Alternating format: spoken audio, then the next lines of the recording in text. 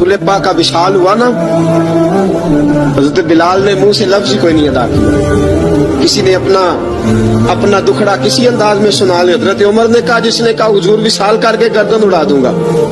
हजरत उस्मान गनी ने कहा, खबरदार कोई मुझे आके ना बताए कि मुस्तफा विशाल कर गए। हजरत अली मुर्तज़ा रज़ी अल्लाह ताला अन्हु ने फरमाया, ना भाई मेरे मुस्तफा पर तो मौत आती ही नहीं, जिस तरह आप लोगों पे। सब लोगों ने अपने अपने इजहार कर लिए ना, बिलाल ने किसी को दुख बताया ही नहीं। एक कोने में बैठ के ना हजरत बिलाल अकेले आंसू बहाते रहे, किसी को बताया ही नहीं, अकेले रोए।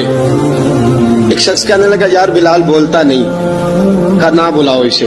असर की नमाज का वक्त हुआ ना, तो वो बिलाल जो काबे की छत पे बगैर सीढ़ियों के चढ़ गया था, वो बिलाल जो काबे की छत पे बगैर किसी सहारे के चढ़ गया था, उस बिलाल को कहा कि बिलाल चढ़ जरा, आजान पढ़, मस्जिद की छत पे चढ़ जा। हजरत बिलाल कई बार चढ़े और कई बार गिरे, कई बार चढ़े और कई बार गिरे। हजरत बिलाल हबशी रज़ी अल्लाह ताला ने आवाज दी, कहा, सलमान मेरी मदद करना, मेरी मदद करना, अब मुझसे चढ़ा नहीं जाता, अब मुझसे जाया नहीं जाता। जनाब सलमान फारसी ने भी सवाल नहीं पूछा कि बिलाल तू बीमार है, ये नहीं पूछा।